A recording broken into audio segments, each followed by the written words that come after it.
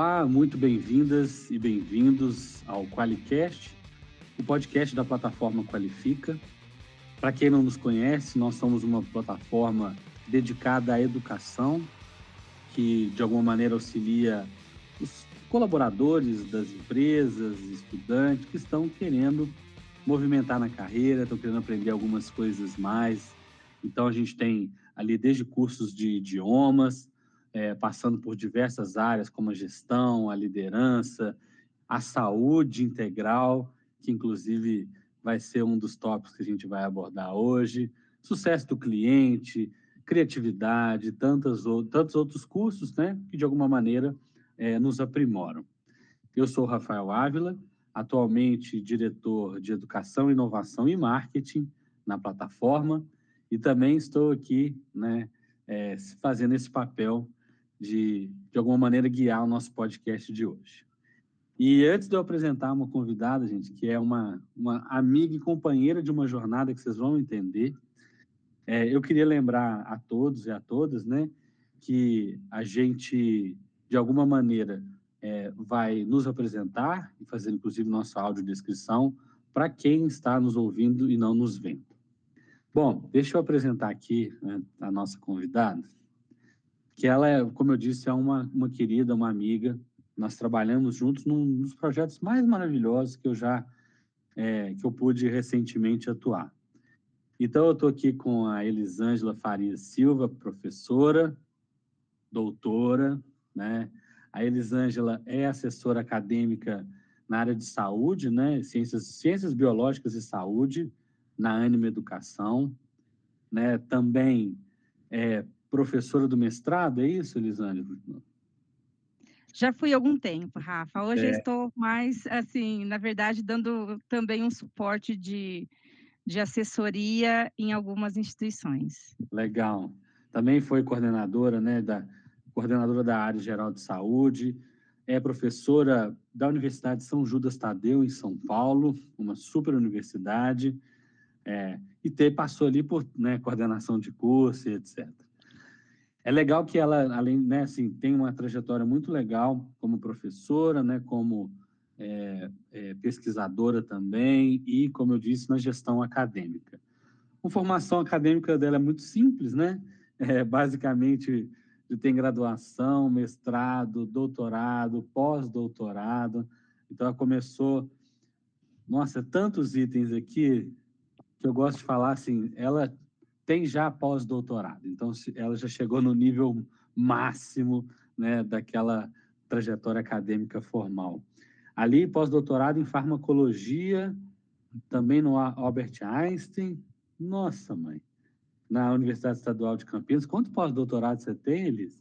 Eu fiz 2, Rafa. Eu costumo dizer assim, gente, quando a gente segue a carreira acadêmica, isso é muito natural, né? Porque a gente envereda por uma trajetória, e aí quando você vê, você é tragado por ela, né? E você vai se fascinando, vamos fazer o mestrado, vamos fazer o doutorado, aí você já engata um pós-doc, depois junto com o filho, com tudo, né? Mas assim, foi muito circunstancial também, e foi um gosto pela ciência que a gente tem, né?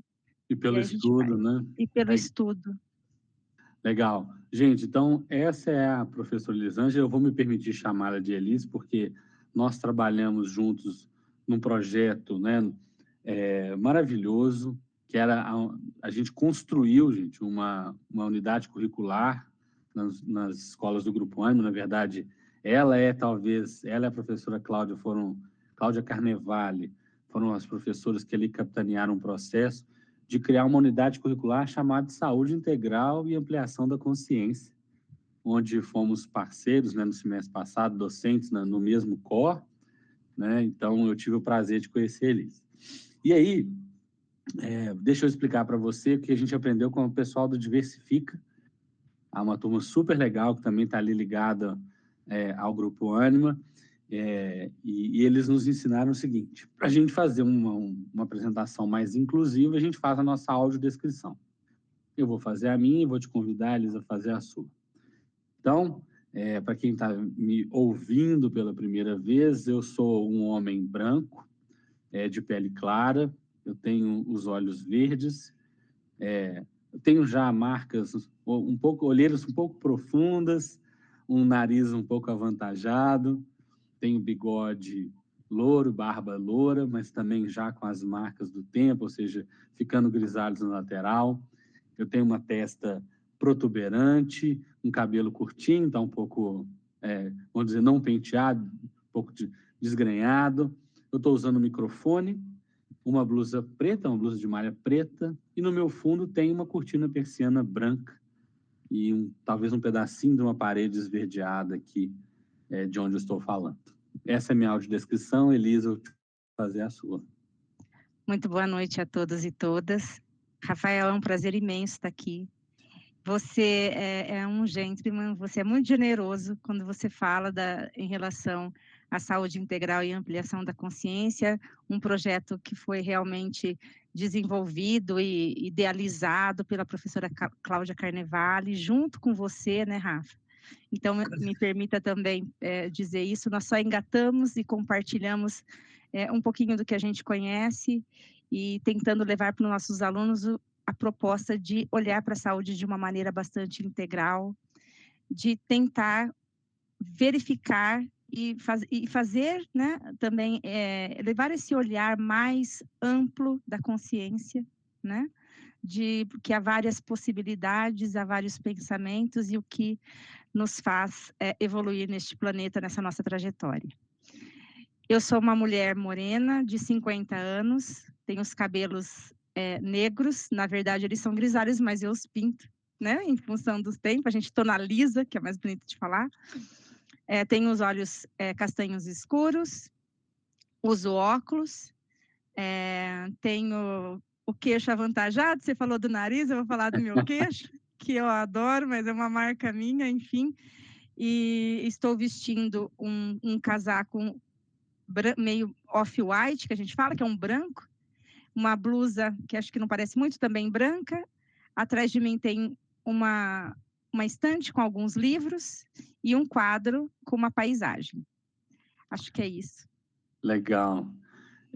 Então, gente, olha só, a Elis foi, né, minha companheira na unidade curricular de saúde integral, que a gente ali junto nas universidades a gente lecionava, e eu me lembro que quando ela entrou no projeto, me chamou muita atenção, que a gente falava assim, olha, nós vamos trabalhar em diversos temas, nós vamos trabalhar com as doenças crônicas não transmissíveis, nós vamos falar de estresse, e nós vamos falar de saúde, estilo de vida e tudo mais.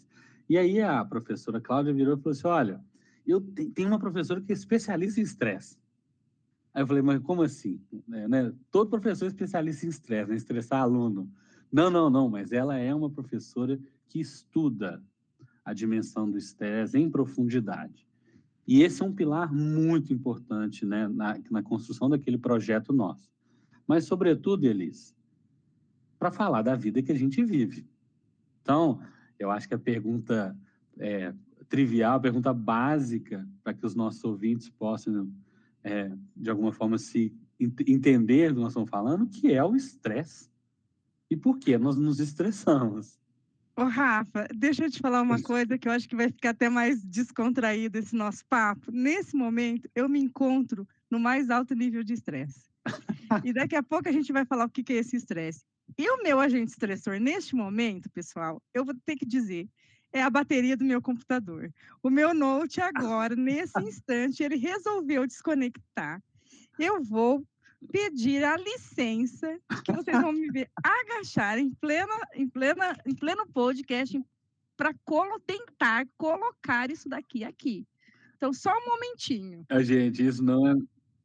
Né?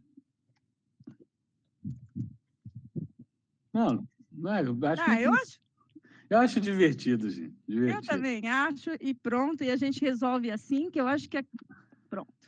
Eu acho que a gente resolveu. Então, gente, olha só, esse é um maravilhoso exemplo de que uma determinada circunstância trivial, nós estamos aqui gravando o nosso podcast, a bateria da professora começa a dar sinais de que não vai aguentar e, de repente, nós estamos diante dessa circunstância. Algumas pessoas não se estressariam com isso, outras se estressariam. Por isso eu volto à minha pergunta, né? Vamos lá. O que é o estresse? e por que nós nos estressamos. Ô, Rafa, essa é uma pergunta, assim, eu acho que até precisa ver, né? Essa questão em relação ao que é o estresse. Rafa, o estresse, ele é muito confundido entre o que é que causa o estresse, né? E ele efetivamente, que é a resposta frente a uma ameaça.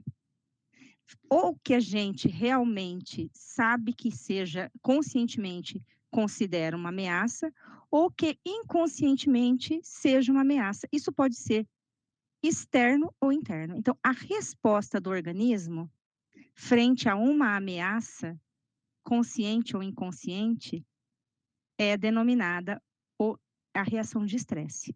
Certo. E ela é para garantir a nossa sobrevivência, e sempre foi desde os primórdios da nossa civilização, desde dos nossos ancestrais, é presente em todos os animais, e eu diria nos seres vivos, inclusive nas plantas, né? Isso é uma coisa muito, assim, até filosófica, da gente discutir em relação a isso, porque todos os seres vivos, de uma forma ou de outra, se sentem ameaçados, e todos os seres vivos, de uma forma ou de outra, lançam mão de resposta para garantir a sua integridade. Legal. Então, assim, para a nossa audiência, né, e talvez para ver se eu estou entendendo a sua colocação, a gente tem o estresse como uma reação de todos os seres sencientes, vamos dizer assim, né, todos os seres que de alguma forma sentem. Sim. Há uma circunstância que ameaça a sua integridade física, né, que ou ameaça.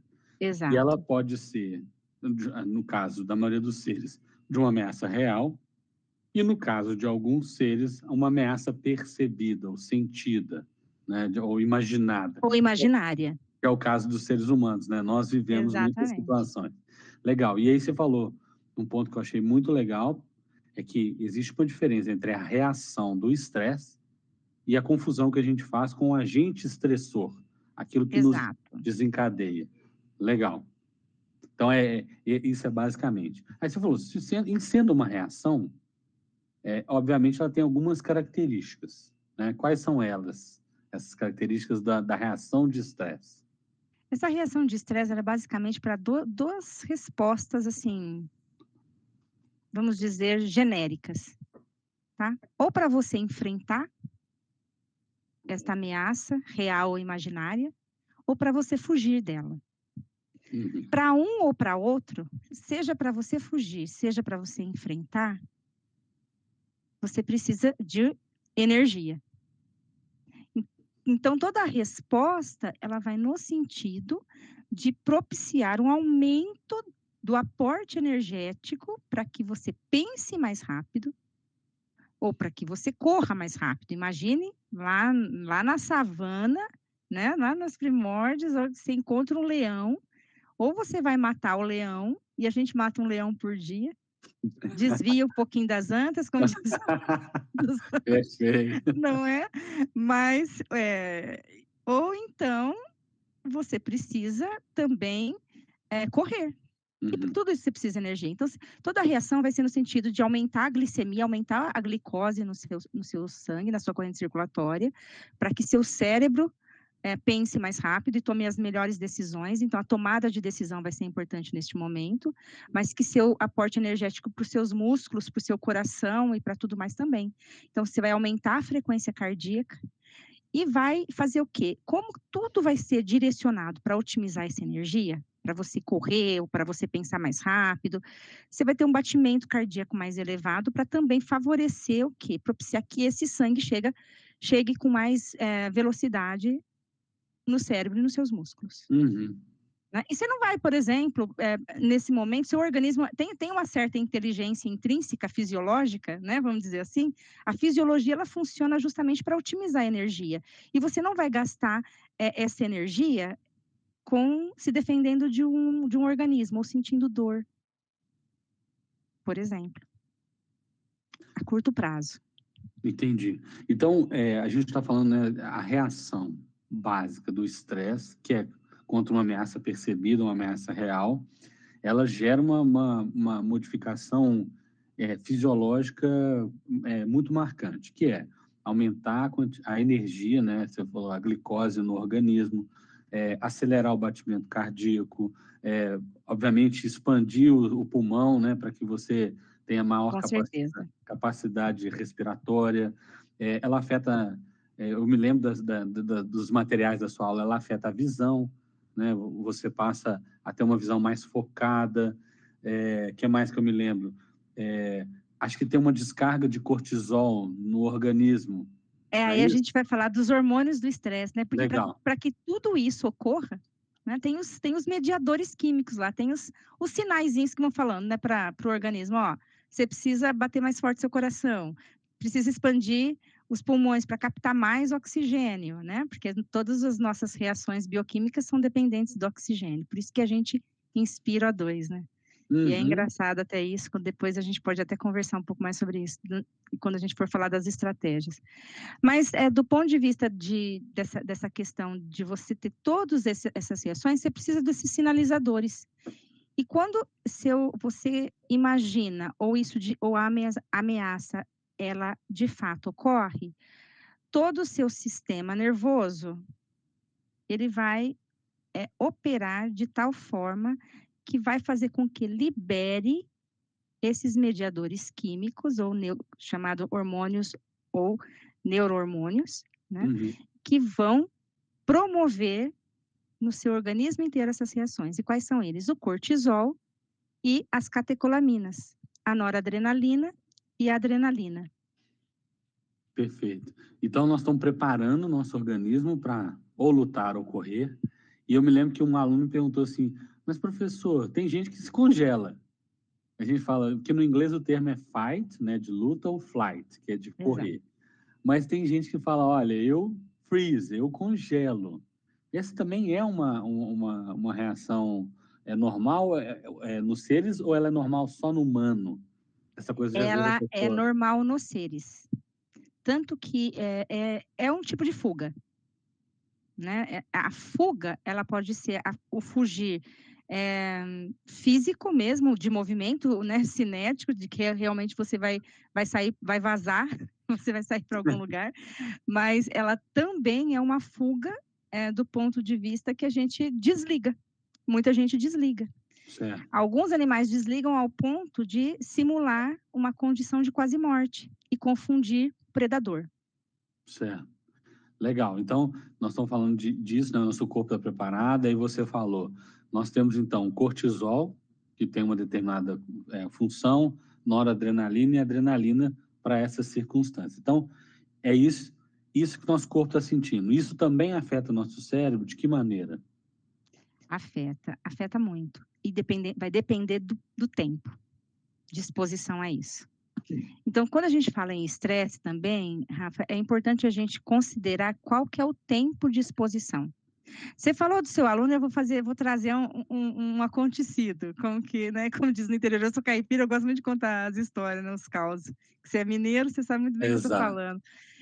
E teve um evento muito estressante na minha vida, que eu desmaiei.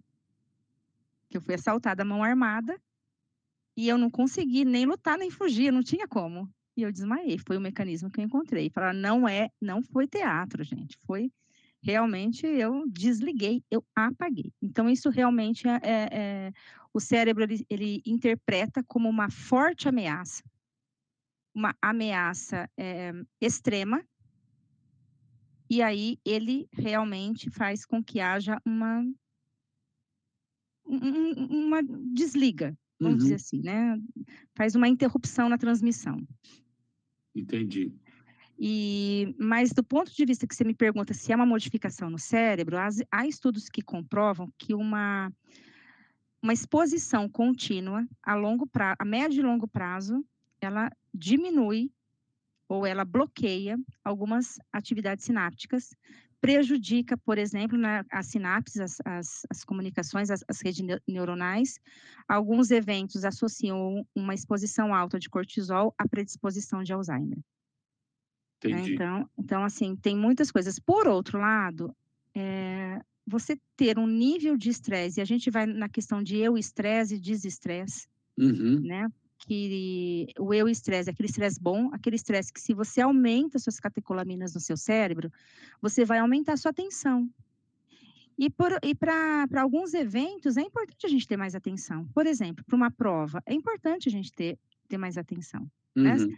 Então, o nível de estresse por um curto espaço de tempo, ele é importante porque vai te propiciar um pensamento mais rápido, uma tomada de decisão mais rápida, você vai analisar, ter um poder analítico muito mais eficiente do que se você ficar acomodado e muito relaxado em determinadas circunstâncias. Por outro lado, uma exposição alta de cortisol vai desencadear alguns transtornos. Eu acho muito legal você trazer isso para a nossa audiência, né? Porque a gente tem dentro da nossa plataforma estudantes, inclusive muitos que estão na universidade, alguns aí em busca do seu primeiro emprego, mas também muitos já profissionais formados e que estão em circunstâncias diversas da vida, né? Ou estão tentando mudar de carreira, ou eventualmente estão tentando aprimorar numa carreira, e eu acho que todo mundo sente uma dose de estresse. O que eu acho legal de você trazer, e eu me lembro muito do seu material, obviamente, é que a gente tem um estresse agudo, né? Que é uma circunstância, um evento, né? Que te causa ali todas essas reações que você comentou, e mais por outro lado também a gente tem um estresse crônico, que é quase que uma condição que o sujeito vive em alta exposição do agente estressor e, portanto, né, toda a química do estresse. Acho legal você comentar disso, eu estou resgatando o seu material, e ao mesmo tempo você está colocando uma coisa interessante, é que a relação, o estresse não necessariamente é maligno, né, ou mal. Tem uma dimensão aí que, como você disse, é favorável. O estresse pode ser usado a seu favor, não é? Exatamente, é isso. E aí, destacando o que você disse, né, assim, se a gente está numa situação de estresse, a gente pode melhorar a nossa performance, a gente pode usar o estresse para melhorar a nossa atividade, nossa performance. E eu imagino que muitos atletas ou, né, artistas, quando vão entrar no palco, sentem aquela carga de estresse, ou quando vão fazer uma partida, e usam aquela química para jogar na performance. Mas eu Exatamente. imagino que isso tem um limite, né? Com Então, certeza. qual que é esse limite, assim? Esse limite, aí você chega num ponto de um outro conceito, né? Que Ah, é assim, porque aí que é da carga alostática. A carga alostática, isso é individual. E é muito complicado, e é importante a gente falar sobre isso. Porque, às vezes, as pessoas vêm com uma história com aquelas 3 sílabas que eu não gosto, que é o mimimi.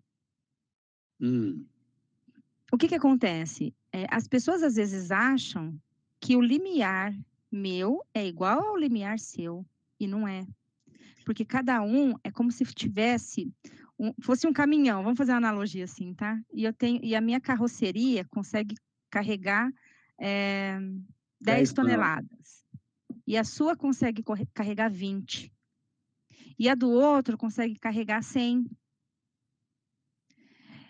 Se eu colocar na minha que carrego 10, 20, eu estou extrapolando a minha capacidade, que a gente chama dessa carga alostática. E aí eu posso gerar complicações terríveis e desencadear o que hoje a gente chama e conhece de burnout. Uhum. E isso não é brincadeira. Então, as pessoas acabam que ou então, por exemplo, se não for uma carga muito grande, por um tempo, aquela mesma carga, né, sempre constante, vamos imaginar que você continua sendo um caminhão, que você tem a sua carroceria, mas que o seu tanque de combustível tenha uma capacidade também. E aí você carrega aquela mesma carga por muito tempo e a sua energia acaba, o seu combustível acaba. Isso também é muito prejudicial. A gente precisa saber o tanto que se suporta disso. Isso eu volto a dizer, é de cada um. Né? É óbvio que tem características genéticas, características sociais, porque somos seres biopsicossociais, né? Legal. Então, nós temos variáveis múltiplas que vão resultar, né? Que resultam nesta carga alostática final, nessa capacidade de suporte final. Eu acho interessante você colocar isso. Eu não sei se você se lembra. Tinha um documentário na verdade, eu sempre recomendo aos meus alunos assistir, que chama-se Rap, a Felicidade Genuína. E tem logo no início desse documentário, ele fala o seguinte: a felicidade das pessoas tem três aspectos. Ela tem uma relação à propensão genética de sermos mais ou menos felizes, de uma ordem de quase 50%. 40%, 10% somente é da circunstância que a gente vivencia, e os outros 40% são das escolhas que a gente faz. Eu estou falando sobre isso, né, esse estudo sobre a felicidade, ou seja, um componente genético, um componente social, da circunstancial do sujeito e das suas próprias escolhas, porque a gente pode mexer nessas cargas. Quando você fala, então, dessa condição que nós temos, tem uma parte, então, também que é genética, uma parte que é da circunstância e, obviamente, uma parte que deve ser também do aprendizado do sujeito ao longo da vida. É isso mesmo? É isso mesmo, Rafa. Porque, assim, de repente, o que é essa característica genética? Né? Vamos imaginar que pode ser um nível de serotonina que cada um produz. Então, de repente, eu posso produzir mais e o outro pode produzir menos. Ou que são, né, o balanço de neurotransmissores dos neuromoduladores no cérebro. Então, o jeito que você interpreta um estímulo e como você vai reagir frente a essa sua interpretação tem um componente genético forte porque ele está relacionado com o nível de neurotransmissores. Tanto é que muita gente precisa ingerir alguns medicamentos para tentar modular isso e principalmente quando se trata de transtorno de humor, né? Ou de a questão de depressão e etc. Que tem a ver também com essa questão que a gente traz de carga alostática, né? Então, assim, vamos imaginar que eu tenho um nível de serotonina alto e eu sou submetida ao mesmo estresse que você. E vamos imaginar que você tem um nível de serotonina baixo. Uma pessoa fala qualquer coisa, eu posso achar que aquilo é o fim do mundo. Tudo bem, é natural e para você é o fim do mundo. Uhum. Tá? Porque tem esse componente que a minha serotonina vai falar assim, deixa para lá. É aquela pirulinha que vê elefantinho cor-de-rosa, sabe? Sim, Tudo que o certo. outro faz, os inputs já não fazem tanto significado, porque você melhora o seu humor, você melhora as conexões que associam ao prazer, que são associadas ao prazer, e muito menos à dor. Uhum. E aí sua resposta vai ser outra. Por outro lado, se você também tem essas sensações mediadas pelos seus neurotransmissores, mas você faz algumas escolhas equivocadas, você não consegue ficar bem. E também as outras coisas vão te afetar. Fala, poxa, fiz uma escolha, não estou legal. Né? Então, mesmo que você tenha um alto nível de neurotransmissor positivo no seu cérebro, que vai favorecer as sinapses associadas à sensação de prazer, tem uma descompensação por outro lado, que Certo. foi uma escolha que não foi muito legal, que já vai desbalancear isso daí.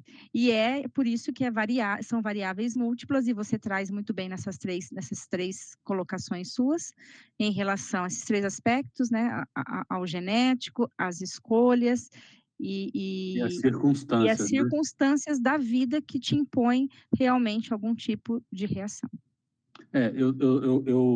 Originalmente, eu não sei se você sabe, eu era professor do campo de relações internacionais, especialista em guerra, guerrilha, terrorismo, esses assuntos não são muito tranquilos.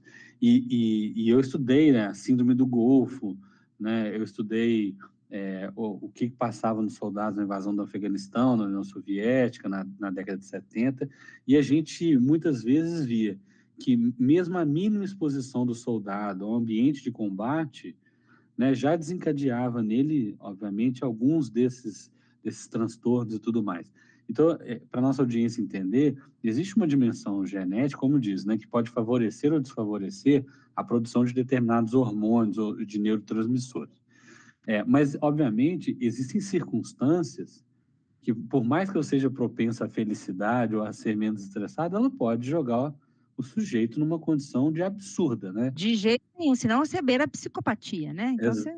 Então, assim, eu estou falando, se eu estou numa situação de guerra ou de fome extrema, né, ou numa circunstância de muita ameaça, dentro de um presídio. Então, obviamente, não há carga, né, hormonal, genética que sustente Não isso. há. E tem uma pergunta que eu queria te fazer, que é assim, a gente, eu tenho a sensação que a gente é muito fácil, o animal muito fácil ser estressado, o humano. E é muito difícil de ser relaxado.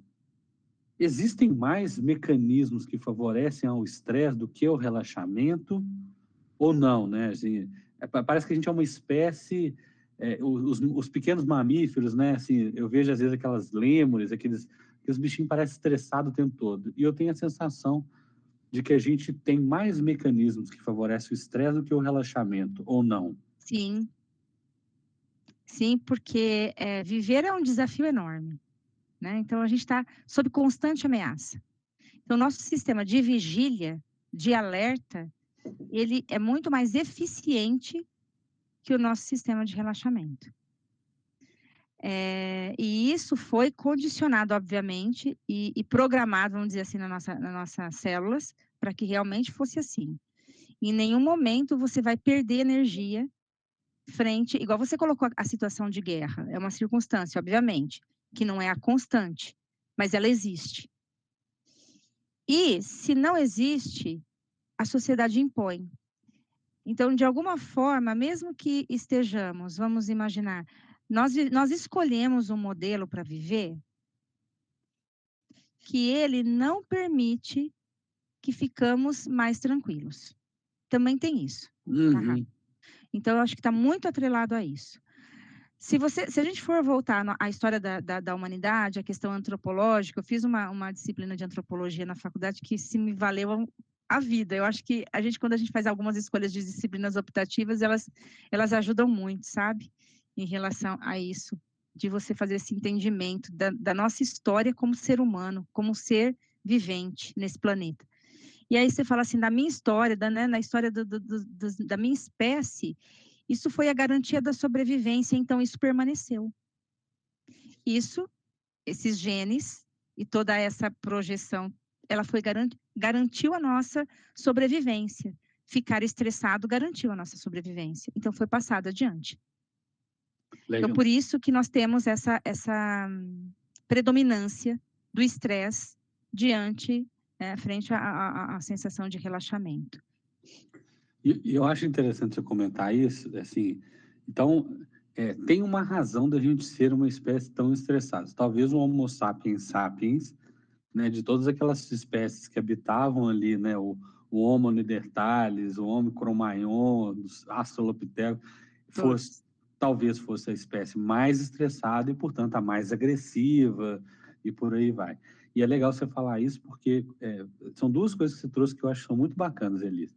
Primeiro, assim, as pessoas pararem de olhar para o outro e julgarem os outros o tempo todo. Ah, não, isso é frescura, isso é mimimi, relaxa. Não, a pessoa não tem, né, força de vontade.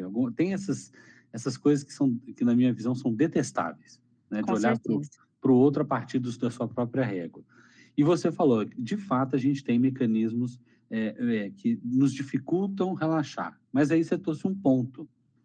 O estilo de vida nosso, ou a forma que nós escolhemos para viver, favorece o estresse. É isso que você está dizendo? Sim, sim. A gente traz essa questão, né, de preservação, da preservação da nossa integridade, e junto a isso, somado a isso, as nossas escolhas, que você disse naquela questão, além das circunstâncias, as nossas escolhas. As nossas escolhas muitas vezes são circunstanciais, inclusive, né? Porque nós estamos inseridos neste modelo de sociedade.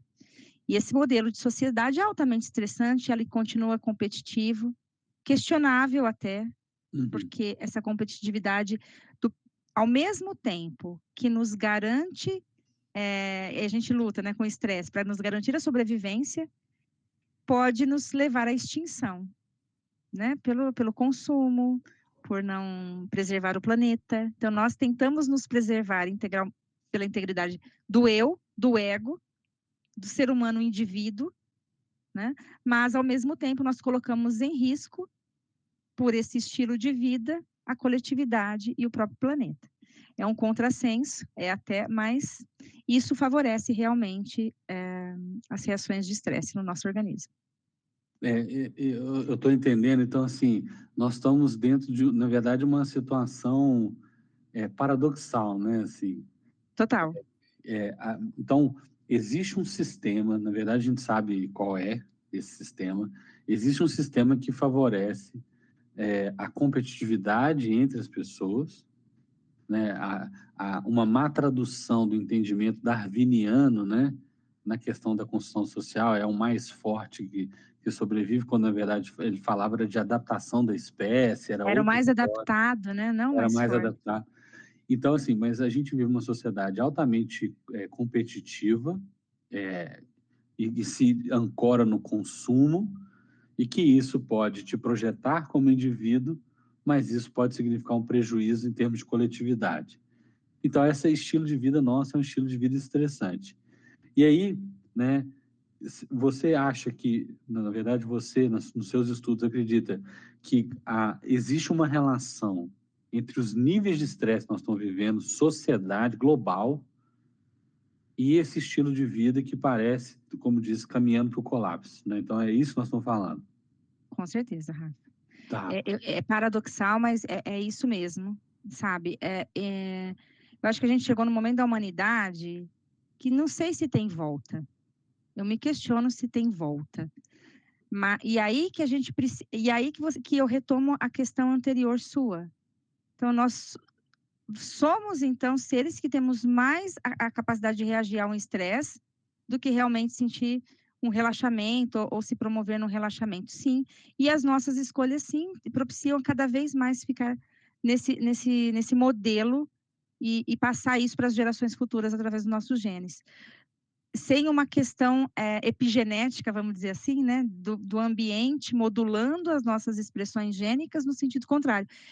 E isso pode, inclusive, nos levar à exaustão e também, olha só, eu coloquei agora há pouco que isso para garantir a nossa sobrevivência, mas do jeito que estamos indo, além do colapso da coletividade, nós vemos muito o quê? Infarto, né? Uhum. Derrame, as doenças cardiovasculares associadas fortemente ao estresse, há um comprometimento do sistema imunológico. Então, não é só a coletividade, mas o próprio indivíduo, no sentido de garantir a sua sobrevivência, ele também está colocando em risco em sua integridade, porque ele está expondo por muito tempo, se expondo por muito tempo a esse agente estressor. E como eu disse, não cabe a nós aqui, neste momento, falar assim, olha, a gente tem que mudar o mundo. É muito complicado, é muito complexo, né? E tem Uhum. muitas nuances nisso tudo. Mas é isso mesmo, Rafa, é paradoxal, ao mesmo tempo que a gente garante a nossa sobrevivência num ambiente altamente competitivo, numa sociedade competitiva, num modelo de consumo exorbitante, estamos inseridos, circunstancialmente vivenciamos tudo isso, Uhum. e além de expor o planeta, também nos expomos à medida que ficamos por muito tempo vivenciando essas experiências. Entendi. Então, para lembrar, inclusive, do nosso material, né? Nós estamos falando assim, acidentes vasculares, isquemias, né? O diabetes, Diabetes. né? O câncer, né? As displasias malignas, elas são um conjunto de chamadas de doenças crônicas não transmissíveis, né? Doenças crônicas não comunicáveis, que elas vêm acometendo, elas se tornaram uma pandemia global, e que, de alguma forma, o estresse ou pode estar diretamente ou indiretamente associado à ocorrência delas, é isso? É isso. Ô, Rafael, agora eu vou até fazer, né, um jabá no meu mestrado, meu doutorado, que a gente fez Ah, lá lá. atrás, que a gente, justamente foi isso, nós avaliamos receptores em células adipócitos, né, são células de gordura, e naquele momento, foi lá em 99, início de 2000, nós já falávamos, ó, isso daí, expor o animal, a gente tinha modelo animal, né, que utilizávamos, a um período determinado de estresse, vai desencadear uma diminuição dos receptores de insulina, gerando um diabetes tipo 2. Uhum. ou alterando a ligação dele, né, desse receptor de insulina ao hormônio insulina. E a gente sabe que é a insulina que favorece a entrada de glicose no sangue. Se o receptor está comprometido, fica muita glicose no sangue e é uma dos meios da gente detectar que está com diabetes, né? Do diabetes tipo 2, principalmente, é a glicemia, né? O diabetes é desencadeado por esses fatores, o aumento da glicemia. Né? O 1 e o 2, mas o 2 é em função de agentes adquiridos, né? Não inerentes ao indivíduo. Então a gente já percebeu, gente, que, olha só, atentos, comunidade qualifica, e quem, né, obviamente tá nos escutando, está nos vendo, que existe uma correlação entre algumas doenças e o estresse. Então, a gente, de alguma maneira, aprender a gerenciar, a manejar o estresse, nós vamos falar sobre isso, pode ser um mecanismo para prevenir, inclusive, outras doenças. Tem uma frase que você uma vez comentou, né? A gente está falando de estresse e tudo mais. O que não nos mata, nos fortalece. É isso mesmo, assim, né? A gente está vivendo, a gente está vivendo sob estresse. Aí parece que, de alguma forma, o nosso cérebro vai se acostumando com aquilo, né? A gente aumenta um pouco a dose, a gente acostuma. A gente aumenta um pouco a dose, a gente acostuma. Parece que a gente vai ficando mais forte, mais, né, com mais casca para lidar com estresse. Mas aí você falou que não, a gente pode ter o burnout. Como é que é essa história, né? A gente vai ficando mais forte, aguenta mais o estresse e, de repente, tudo desaba. Como é que é isso, Elis? É assim, Rafa, eu costumo dizer que você pode ter várias respostas, é sim e não. Né? O que não nos mata nos fortalece? Sim e não. Por que se depende? Né? Por que sim e por que não? Quando sim e quando não? Ele nos fortalece à medida que a gente sabe que aquele agente estressor, ele pode ser dominado. E se eu conseguir controlar aquilo, ele vai me fortalecer, porque eu vou saber lidar com aquilo. Uhum. Ao mesmo tempo, se eu não conseguir lidar com aquele agente estressor, se ele for uma variável incontrolável, ele pode me matar. Ou, se não me matar, ele vai me causar muitos danos. E danos físicos, danos psíquicos, danos em relacionamento social. Então, nem sempre isso vai te fortalecer. Uhum. O que é o fortalecimento do ponto de vista da gente estar ou no mundo corporativo, ou no ambiente de trabalho, ou na escola, nos estudos, né, na comunidade que você da qualifica, né? O que significa isso, né? Ser forte, ter a casca firme. Será que é isso que a gente quer? Será que somos pessoas? Será que nós queremos evoluir para um mundo onde os seres humanos sejam cada vez cascaduras, cascas grossas? Uhum. Né? Perder um pouco dessa nossa perder a nossa fragilidade, o que é considerado uma fragilidade, porque isso também é muito relativo, será que é realmente uma fortaleza? Ou se você enfrenta um momento de estresse, se expõe aquilo e mostra para os outros que você está estressado, será que não te ajuda a te fortalecer? Então, por isso que assim, e por isso que não, depende muito do olhar. E aí você traz uma coisa que eu também, né, que você falou que você não, do julgamento não, eu não sei o que dói naquela pessoa, né? Qual a Uhum. história que ela me traz para que ela reaja de uma forma que ela se mostre menos forte frente à reação de estresse. Então, o que não nos mata pode nos fortalecer? Pode nos deixar mais forte, mas essa fortaleza precisa também ter uma outra dimensão. Uhum. Redimensionar ou ressignificar o forte. Você sabe que eu estou falando isso, e como professor de yoga e meditação que eu sou, muitas vezes eu falo assim, a gente vai criando couraças ou carapaças que a gente vai colocando, especialmente no nosso coração. E eu brinco assim, quanto a gente pode colocar muita couraça para proteger a gente não ser magoado. Só que vamos lembrar que quando eu coloco camadas de proteção, eu também peço de que o amor do outro me alcance. Né? Então, eu me protejo por um lado, ou seja, eu impeço que venha coisas ruins, mas eu acabo também impedindo com que venha coisas boas. E você Lindo falou, isso, Rafa, adorei. Adorei. Porque é uma via de É, mão dupla. com certeza. Eu não vou receber a tristeza, mas eu também não vou conseguir me doar, porque eu coloquei uma carapaça ali. E eu também Certamente. não consigo receber. E tem um outro aspecto que você falou, que acho que a gente lembra muito da Brené Brown, né? Que é uma profissional maravilhosa, tem vários vídeos dela na internet, que ela fala, olha, sem vulnerabilidade, inclusive, não há aprendizagem. Sem vulnerabilidade, não há conexão. Então, a gente se tornar uma sociedade... A gente, na verdade, vê aonde nós chegamos enquanto sociedade com gente que acha que é casca grossa, né? Onde a gente está caminhando. Agora, você falou uma coisa que para a nossa audiência, acho que é legal de comentar. Nós estamos falando de estilo de vida, estresse, etc. Como é que é a relação, Elis, a questão do sono e da alimentação e do estresse? Porque, para além, nós estamos falando assim, às vezes você está num ambiente muito estressante ou numa profissão muito estressante. Mas e o papel da alimentação e do sono? Não só para gerar mais estresse ou para combater o estresse? Você toca num ponto extremamente importante, porque aí a gente também vai em encontro às escolhas, né? E aí, quando a gente fala das escolhas, o estilo de vida conta muito. E o estresse, como ele é uma reação que vai deixar você alerta para lutar ou para fugir, o seu cérebro ele tem também aquela modulação para desligar, para você dormir, para você descansar. Se você se expõe a uma constante de agentes estressores diariamente, ou se você imagina aquela situação reverberando na sua mente, você não desliga.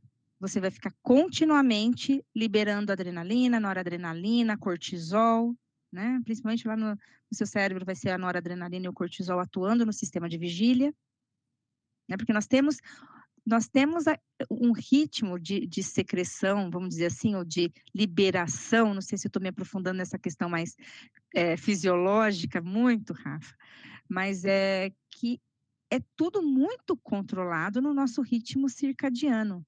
Quando a luz apaga, imediatamente você já começa a sinalizar para o seu cérebro, para a sua glândula pineal, que você precisa produzir melatonina, né? Esse controle todo, ele é muito importante. Imagina se você fecha os seus olhos, mas você continua a pensar no que você vai ter que fazer no dia seguinte, ou se você continua a pensar no que seu chefe disse para você, e que você não consegue eliminar aquilo, Eu tô rindo porque eu não sofro disso, gente. não é?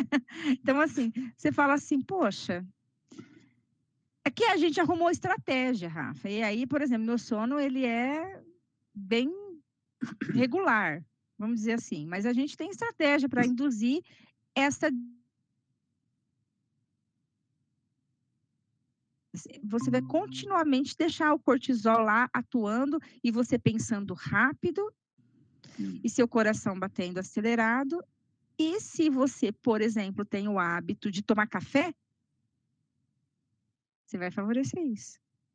Então, tem substâncias que elas são estimulantes, que a gente chama de substâncias estimulantes, e que ela favorece também, ela atua concomitantemente, juntamente, potencializando essas conexões e fazendo você ficar em estado de alerta. Se aumenta o seu batimento cardíaco, por exemplo, vai favorecer um aporte maior de energia que vai ser interpretado, opa, eu estou com o nível de glicose alta, então eu vou atuar, eu preciso estar ligado em alguma coisa, é sinal que meu organismo ele está pronto para atuar em alguma coisa, pronto para agir, pronto para fugir, pronto para tomar uma decisão. Então, é importante também a gente diminuir a ingesta calórica à noite, né? Para você sinalizar que é hora do repouso, é hora do reabastecimento.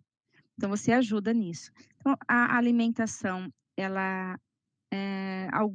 algumas fontes de carboidratos, de estimulantes, de cafeínas, xantinas, né, favorecem, obviamente, potencializa a reação de estresse. Eu estou falando isso, gente, que é muito interessante, porque quando a gente faz, né, Elis, a gente provoca nossos alunos para fazer reflexões sobre o seu próprio estilo de vida. Como professor, a gente não está dizendo assim, gente, você tem que fazer isso ou tem que fazer aquilo. Nosso papel é fazer as perguntas. E aí a gente pergunta às vezes, né? E a gente olha para a nossa própria vida. O sol se põe, sei lá, às 6h28. E nós estamos trabalhando até 23 horas, com um monte de luz artificial, com um monte de estímulo sonoro, com as telas, né, as luzes azuis de notebooks e de celulares, etc. A gente está fazendo uma ingestão calórica altíssima. Quando não fazendo uso de cafeína ou qualquer outra coisa, álcool, né, à noite. E a gente, Anfetaminas. e a gente espera que, por milagre, o nosso organismo seja capaz de falar assim, não, agora eu vou dormir. E gira uma chave e dorme. Né? Fora que a gente sabe que com a questão do sono, se eu estou dormindo pouco, né, eu estou afetando leptina e grelina. Eu estou ficando com mais fome, eu estou ficando menos saciado, e aí eu posso engordar, e aí as pessoas se estressam porque estão engordando e não sabem que, na verdade, o estresse pode também levar a você ter alteração de metabolismo, ou seja, é um ciclo de inconsciência. E eu estou Total. chamando a atenção disso, né, Liz? Porque a gente trabalha, e eu, diretamente pela yoga, com ampliação da consciência. E eu falo com os alunos, gente, ampliação da consciência é você ter consciência sobre você, sobre sua vida, seu estilo. Então, traduzindo os termos técnicos, né, que você falou aí para a nossa audiência, que não é técnico, eu também não. Eu falo, gente, precisa dormir, precisa descansar, precisa ter rotina, precisa ter um estilo de vida que favoreça isso, precisa olhar para a própria alimentação. A gente está consumindo, né, Elis, alimentos ultraprocessados, com altíssima caloria, açúcar, sal, sódio, e a gente está esperando que por um milagre... Não dá, não tem, né, Rafa? Então, acho que você destacou isso, eu achei muito legal. Tem uma coisa, Elis, que você fala muito também, sobre estratégia de coping ou enfrentamento, né? O que é isso? A gente está falando, a gente precisa, não se trata somente de falar assim, não, você precisa lidar com o estresse.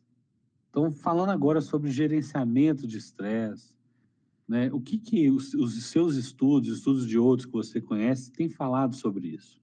Eu tenho a minha co-orientadora, né, que é a professora Dora, é super, super conceituada lá da Unicamp em relação a isso, que estuda bem isso. Ela traz bastante na fala dela essa questão que foi estudada desde o começo da década passada, do século passado, em relação a como você lida com o estresse. Primeiro, você precisa identificar. Muitas vezes a gente não identifica. Às vezes a gente tem um estresse interno, alguma doença, alguma patologia, que gera uma reação dentro do nosso organismo, aumentando o cortisol, aumentando a adrenalina, né? Que aumentando, inclusive, desencadeando inputs, né? Sinais do nosso cérebro, aumentando o cortisol e tudo mais. Só que, a partir do momento que a gente está vivenciando e que a gente identifica o estresse, a gente tem que buscar alguma solução para isso, ou pelo menos alguma estratégia para ajudar na resolução ou na convivência com esse estímulo estressor. Porque muitas vezes a gente não vai conseguir se libertar dele. Muitas vezes a gente não consegue se libertar e a gente precisa arrumar um meio. E aí, quando a gente fala de estratégia, tem duas maneiras que os estudiosos classificam como que você vai lidar com esse estresse. Quais são essas duas estratégias? Ou você vai focar na sua emoção, ou você vai focar no problema, na solução do seu problema. Então, você tem que ver o que você vai focar. Você vai trabalhar as suas emoções, ou você vai tentar resolver o agente estressor, resolver aquele problema. E aí, como a gente lida, né, Rafa, com coisas que a gente não muda, ou com pessoas que a gente não vai ter a capacidade de alterar o comportamento, buscar mecanismos para lidar com esta sua emoção, com a forma que você vai reagir ao estresse, eu penso que, é o meu ponto de vista, tá? Aí é meu ponto de vista, é a melhor estratégia. Às vezes, a gente falou de comida, e aí eu só deixei uma nuance, assim, porque muitas vezes, tudo que a gente quer é um pouco de acolhimento para lidar com aquela situação. eu não vou me martirizar com aquilo, mas eu vou ter que fazer com que meu organismo, ele entenda que ele não é só dor, que ele também tem prazer. Uhum. Essa questão ela é muito ampla, ela é muito discutível e discutida. Então vamos imaginar que de repente eu me vejo muito mal e eu vou fazer o quê? Eu vou comer um bolo de chocolate. Um bolo de chocolate, ele é importante porque ele vai me dar acolhimento, ele vai me trazer memórias afetivas, Uhum. muitas vezes. Né? Pode ser qualquer coisa, né, gente? Eu tô falando de um bolo de chocolate porque eu gosto de bolo de chocolate, enfim. Pode ser um sorvete de pistache, pode Pode ser uma ser batata frita. pode Geralmente são as ser. coisas mais Mais calóricas, né? calórica, mas se você conseguir, Rafa, Eu acho que trazer. ninguém fica muito feliz assim, não, eu vou ficar, vou me sentir acolhido, eu vou comer um rabanete. Ótimo, não vai dar muito certo. Mas às vezes sim, de É, repente a gente não conhece o hábito, porque também tem uma coisa, eu posso comer um bolo de chocolate, ter uma estratégia de comida, daqui a pouco me cai em depressão porque eu engordei, né? E isso é perfeito. importante, né? Então, assim, sobrecai a culpa, né? Que não é um sentimento legal. E aí você vai ter que também driblar essa outra emoção. Mas para você, no momento de estresse, para você se sentir um pouco mais aliviado, acolhido, uma alimentação, uma comida, uma música, uma meditação, porque um olhar para a sua emoção. Então, esse entendimento de olhar, olha, isso, de identificar, isso é meu agente estressor. Começa aí, eu acho. A estratégia de lidar com o estresse, a primeira ferramenta é você identificar o agente estressor, saber que aquilo te estressa. A partir deste momento, você vai falar assim: eu vou conseguir mudar essa circunstância. Se eu conseguisse mudar essa circunstância, beleza. Se eu não consigo mudar essa circunstância, eu vou ter que trabalhar minhas emoções. E trabalhar as emoções vai ser nesse sentido: o que, que vai ser bom para mim? Eu vou potencializar aquele agente estressor ou eu vou diminuir a potência daquele agente estressor? Que dimensão que eu dou para ele? Isso é trabalhar a emoção, isso é uma estratégia. Tem muito a ver com a terapia, né? Então, é o autoconhecimento que a gente também trabalhou, né, Rafa? Sim. É o autoconhecimento, acho que perspassa isso. Tá, então, em termos de gerenciamento do estresse, acho que você trouxe alguns pontos que eu queria destacar. O primeiro é tentar identificar o agente estressor. E pode ser o nosso trabalho, pode ser, na verdade, uma pessoa, um conjunto de pessoas dentro do trabalho, ou na faculdade, ou, né, a carga de trabalho que você está, uma série de fatores. Então, identificar esse agente estressor é um elemento. O segundo elemento que eu acho que você trouxe nós vamos sentir emoções. Emoção é algo que acontece, né, um mecanismo automático do nosso sistema nervoso, é automático. Então, não adianta a gente querer lutar contra isso, a gente vai sentir raiva, vai sentir medo, vai sentir tristeza, alegria e tudo mais. Mas que, a partir do momento que você sente aquilo, você trabalha em cima dessa dimensão. Então, você falou, uma das estratégias é foco na emoção. Você falou que essa é a sua opinião, acho que esse é o caminho que você mais acredita.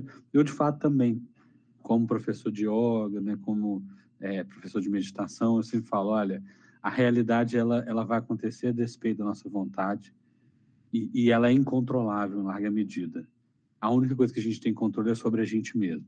E não é nem sobre a emoção, mas sobre como eu contextualizo a emoção, e aí eu gero sentimentos, assinatura emocional e por aí vai. Então, e muitas vezes, como você disse, pode ser que eu precise de agentes químicos, fármacos, às vezes eu preciso de um remédio para regular alguma coisa, né, no meu sistema, no meu encéfalo, às vezes eu preciso de terapia, e às vezes eu preciso só de acolhimento, não é isso? É isso. Legal. É isso mesmo, Rafa. Eu acho que esse entendimento, sabe, quando a gente fala de estresse, que a gente coloca, muitas vezes é muito banalizada, né? Essa questão é extremamente banalizada e se coloca, eu estou estressado. Todo mundo tá, né? Porque a condição humana está favorecendo isso nessa nossa sociedade. Mas que jeito que eu vou querer que meu organismo reage? Será que eu quero danificar o meu organismo? Será que eu quero danificar quem está ao meu redor, esses relacionamentos? Será que eu não vou comprometer muito? Então, lidar com as nossas emoções e colocar um peso, ou uma dimensão que aquilo realmente vale a pena, faz muito sentido.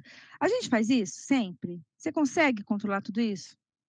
Não. A gente sabe como que funciona e tudo, mas de repente você tem um momento que sua sobrecarga está tão grande e seu caminhãozinho já não tem tanta capacidade, a gasolina está acabando, que mesmo você sabendo lidar com todas as suas emoções, você teve uma gota, sabe aquele negócio de gota Sim, d'água? Aquela sim. gota d'água extrapolou a sua carga alostática. E o burnout, então, é essa condição. Exato. A gente, Mesmo você administrando tudo isso, você está sujeito a ter um burnout. eu acho interessante você falar nisso, porque, obviamente, acho que é até uma vantagem o burnout ter se tornado uma doença ocupacional reconhecida, porque agora a gente precisa de mecanismos reais de enfrentamento, né? E dá um cala-boca na turma de isso é mimimi, não é isso? Exatamente, exatamente. Mas o burnout, como você falou assim, o burnout é uma carga alostática, eu recebo uma carga maior do que eu consigo lidar por muito tempo. E provavelmente, para eu voltar a uma condição original, não é um tratamento trivial, certo? Certo? E muitas vezes desencadeia ou desdobra em outros eventos. Por exemplo, a gente fala do cortisol a todo tempo, que vai gerar esse burnout, assim, não aguento mais, já gastei toda a minha energia, não tenho mais energia, estou exausto, exaurido. E a cobrança do meio é tão grande que te leva, inclusive, juntamente com o cortisol, esta cobrança interior favorece a depressão. Né? Então, assim, além da exaustão física, da exaustão mental, de você não ter a performance mais que você tinha antes, você ainda desdobra para uma situação de que você se sente sem nenhuma reação, numa condição de depressão. Gente, então, eu queria ressaltar isso. A gente não, infelizmente, já está caminhando para o fim da nossa conversa, mas a gente poderia ficar horas aqui conversando. Mas nós estamos trazendo aqui um alerta para as pessoas, né, de que a sociedade contemporânea, o nosso estilo de vida, mas também as nossas escolhas individuais e coletivas, elas estão levando a gente para o esgotamento. E nenhum problema ele é isolado. Na verdade, eles são... a gente tem um pensamento holístico, ou na totalidade. Tem muitas variáveis que juntas estão nos levando a essa circunstância. Então, se vocês estiverem diante disso, procurem ajuda. Né? Como eu falei, procurem ajuda psicólogo, procurem ajuda psiquiátrica, procurem terapia, procurem nutrólogos, nutricionistas, pessoas da área de saúde, para que a gente possa passar por essa circunstância. Elis, você tem alguma indicação de livros, documentários, filmes sobre esse tema, ou sobre qualquer coisa que você acha legal para a nossa audiência? O Rafa, tem vários livros, mas eu vou te falar uma coisa séria, assim. Eu posso indicar vários livros. Saiu um recente do Sapolsky, que ele é um estudioso do estresse, que chama Comporte-se. E ele é sensacional, tô adorando, já estou no final dele. Na verdade, demorei muito para retomar a leitura, mas acho que deve estar até na minha cabeceira. Mas é um livro muito, muito bom, de estresse, sobre o comportamento humano, como que a gente reage. Ele tem uma pegada um pouco também fisiológica, mas ele dá uma conotação mais leve, ele é bem bacana. Uhum. Mas eu não vou falar disso, de literatura de estresse, não. Eu vou falar de poesia, eu vou falar de você ver filmes que realmente causam certo conforto em você e não estresse. Vou falar de relacionamentos saudáveis, vou falar de semear amor ao invés de intolerância, de escutar boas músicas, músicas calmas, sabe? Uhum. E da conexão, da gente se reconectar. ou nós nos reconectarmos com quem está próximo.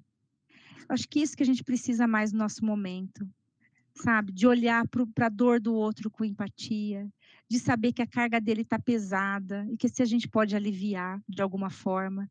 E que a partir do momento que a gente alivia, a gente produz um hormônio chamado ocitocina, que também nos alivia no estresse, que também nos causa prazer e dá esse equilíbrio com a dor, né, gerada pelo estresse. Você sabe que quando eu te fiz a pergunta, eu já sabia que eu ia ganhar essa resposta. E na hora que você começou a comentar, eu falei assim, gente, nós não vamos indicar mais um livro, mais uma coisa para estressar as pessoas, né? E eu estou me lembrando de um filme que é o Fabuloso História de Amélie Poulain. Amélie Poulain. Amélie Poulain, é maravilhoso. Que começa o filme, vou dar um spoiler, falando assim, fulano gosta de, sei lá, acariciar um gato, de colocar a mão num saco de arroz, de cheirar uma flor de manhã. Eu acho que nós estamos precisando disso, né, Elis? Com certeza, Rafa. Desses pequenos prazeres e dessas coisas que nos conectam com a gente mesmo e nos conectam com o outro, com o mundo, de uma forma mais positiva, é isso, né? É isso. É isso, Rafael.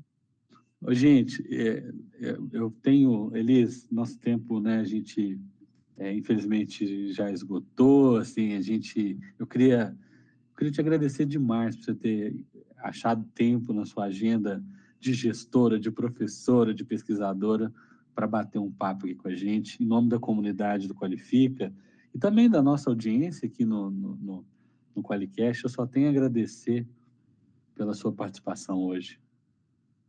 Rafa, prazer é todo meu. Eu fiquei muito honrada e ainda mais com essa nossa conversa, de você levar de conduzir, de ajudar a conduzir de uma maneira muito leve esse nosso bate-papo, que precisa ser, né, diante de um tema assim.